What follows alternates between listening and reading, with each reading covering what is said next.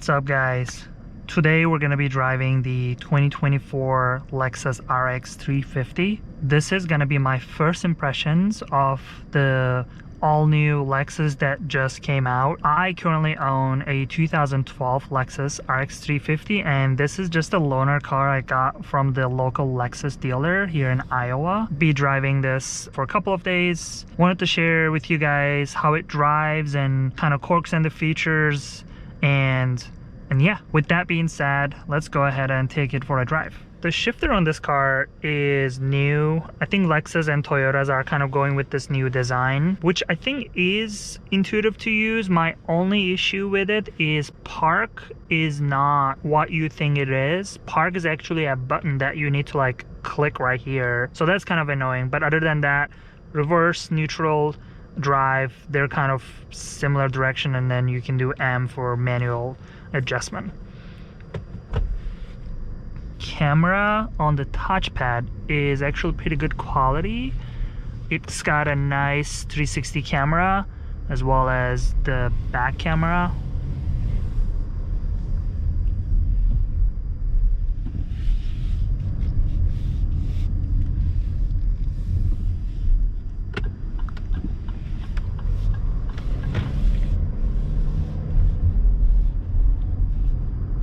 Wow, it's really quiet in here, especially when you get it on the road and kind of start driving.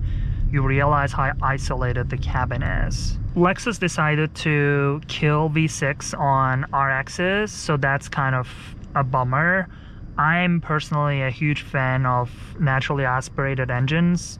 My RX has V6 2GR FE engine. I really love that engine, works really well. This model though is a 2.5 liter turbocharged engine. I think Lexus, Toyota, they kind of are going with the general trend in the automotive industry, kind of making it more efficient. They've decided to bring turbo engines in these cars as well. I'm personally not a big turbo engine person, but I mean, I feel like it's quick and it's like powerful enough. Although it's a 4-cylinder now, it doesn't feel slow.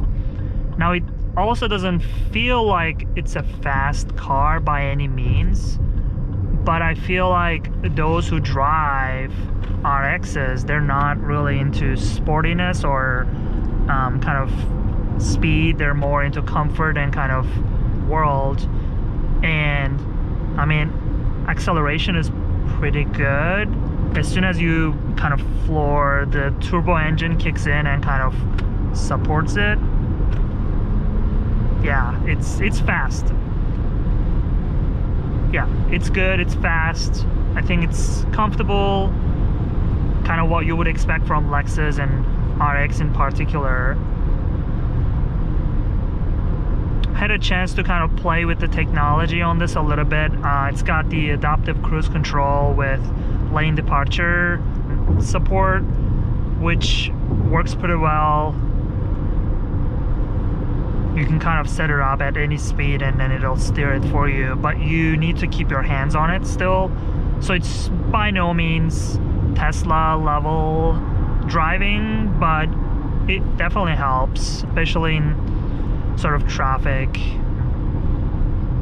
Yeah, I like how it sort of handles that. This one has a pedal shifter as well, so you can kind of do that manually. I really liked the transmission on this one. It's an 8-speed automatic transmission. I feel like it's tuned very well with this engine.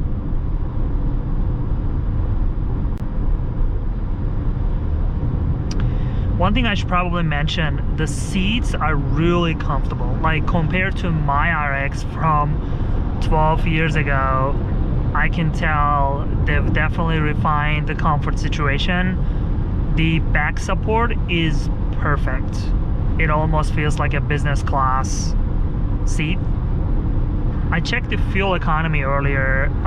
It's about 22-24 miles per gallon, which I think is pretty good, especially comparing to my V6 RX, which only gets 18-19 on average. I don't really get really good mileage on it, but I love that car. So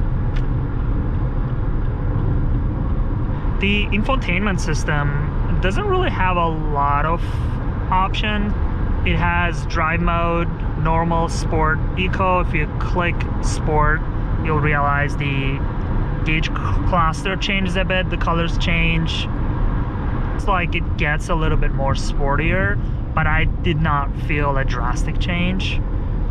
And then there's eco, you can also use that. Got the Apple CarPlay, wireless, but it doesn't really have a whole lot. What I really like about this is having the knobs for controlling the climate. That's really nice. But yeah, it's overall, I feel like the screen infotainment does the job pretty well.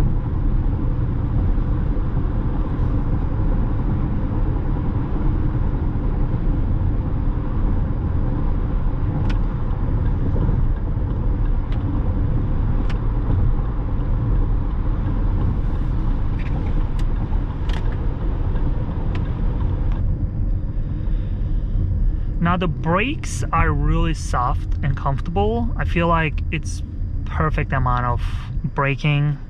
By no means it's aggressive, which I really appreciate. When it comes to engine noise, you don't really hear a whole lot as you might have expected, but once you kind of floor the engine, you can feel it. I suspect it's partially due to the fact that it has a 4-cylinder. Although turbo helps with the efficiency and power, I can still feel the engine. But yeah, it's not bad at all.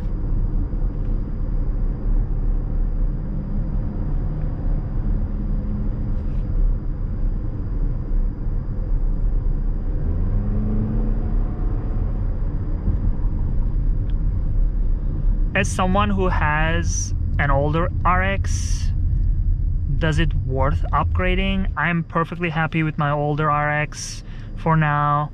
I'll continue to drive, but this is definitely a great car. For those who are in the market kind of looking for a brand new SUV, I definitely recommend this. Thanks guys for watching. If you have any questions, please leave your comments in the video, and please don't forget to subscribe my channel.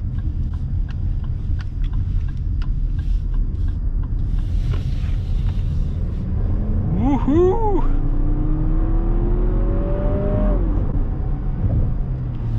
That was pretty good.